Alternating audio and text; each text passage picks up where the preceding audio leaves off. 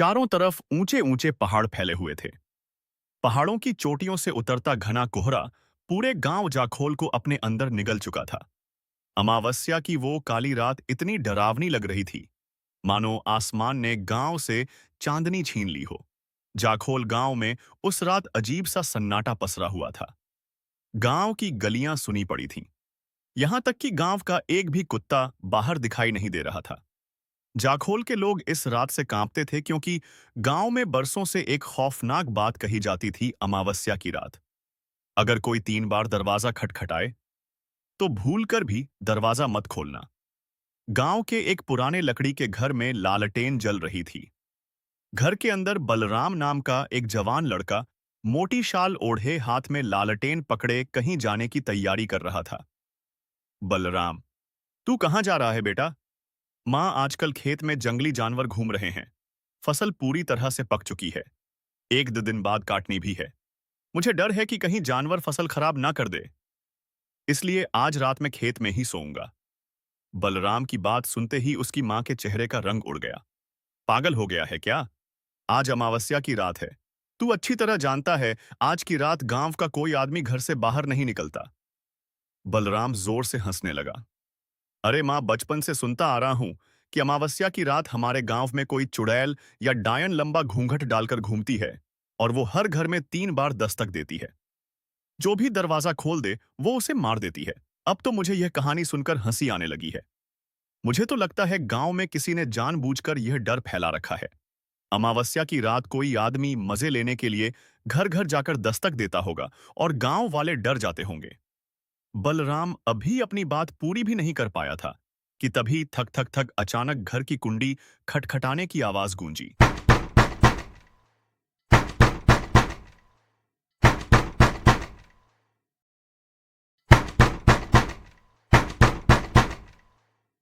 आवाज सुनते ही बलराम चुप हो गया।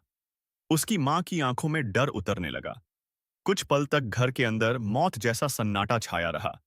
फिर दोबारा थक थक थक। इस बार आवाज पहले से ज्यादा भारी और डरावनी थी। बलराम धीरे धीरे दरवाजे की ओर बढ़ता है। बलराम, दरवाजा खोलने की गलती मत करना। तभी तीसरी बार कुंडी खटखटाई गई। बलराम ने झटके से अपनी मां का हाथ छुड़ाया और तेजी से दरवाजा खोल दिया। बाहर घना कोहरा फैला हुआ था। घर से कुछ दूरी पर एक औरत खड़ी थी। उसने लंबा घूंघा डाल रखा था। उसके पैरों में भारी पायलें थीं जो ठंडी हवा के साथ धीमे धीमे छनक रही थी।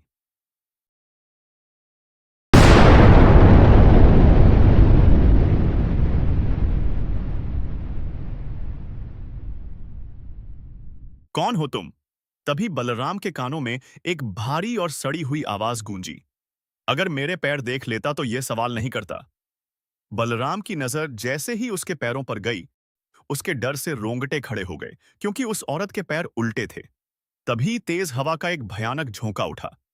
हवा घूंघट वाली स्त्री से टकराई और उसका घूंघट धीरे धीरे ऊपर उठ गया। बलराम की आंखें फटी की फटी रह गईं। घूंघट के अंदर एक औरत का भयानक चेहरा था। उसका चेहरा सड़ा हुआ और चौड़ा था। उसकी आंखों की पुतलियां पीली थीं। उसके लंबे पीले दांतों से सड़ी हुई दुर्गंध निकल रही थी। उसके नाखून किसी खूंखार जानवर की तरह लंबे और नुकीले थे। बलराम डरकर पीछे हटने लगा, लेकिन अगले ही पल हवा की रफ्तार से उसका शरीर खुद बौटे खुद उस घूंघट वाली औरत की तरफ खींच गया और उसने अपना भयानक हाथ बलराम के गले पर रख दिया। बलराम जोर जोर से चीखने लगा। अगले पल उस औरत ने बलराम को लगभग 10 फीट हवा में ऊपर उछाल दिया। बलराम जोर से जमीन पर गिरा। धड़ा! गिरते ही उसके हाथ पैर बुरी तरह टेढ़े हो गए। उसका शरीर दर्द से तड़पने लगा। अगली सुबह पूरे गांव में दहशत फैल चुकी थी। गांव के चौराहे पर बलराम की लाश पड़ी थी। गांव के लोग दूर खड़े कांपती हुई नजरों से उसकी लाश को देख रहे थे। बलराम की मां अपने बेटे की लाश से लिपटकर फूट फूट कर रो रही थी। मेरा बेटा, मेरा बलराम। गांव के लोग डर से चुप खड़े थे। कोई भी उसकी आंखों में देखने की हिम्मत नहीं कर पा रहा था। तभी गांव का बुजुर्ग मुखिया धीरे धीरे आगे बढ़ा। उसके चेहरे पर दुख से ज्यादा डर दिखाई दे रहा था। तुमने अपने बेटे को समझाया क्यों नहीं? उसे दरवाजा नहीं खोलना चाहिए था। बहुत समझाया था मुखिया जी, लेकिन आजकल की पीढ़ी तो आप जानते ही हैं, बुजुर्गों की बातों को मजाक समझती है। मुखिया ने धीरे धीरे बलराम की लाश की ओर देखा। इसे भी नहीं पता होगा कि अपनी भूल की इतनी बड़ी कीमत चुकानी पड़ेगी। तभी अचानक दूर से मोटरसाइकिल की आवाज सुनाई दी। गांव के बाहर एक मोटरसाइकिल आकर रुकी। बाइक पर दो लड़के बैठे हुए थे।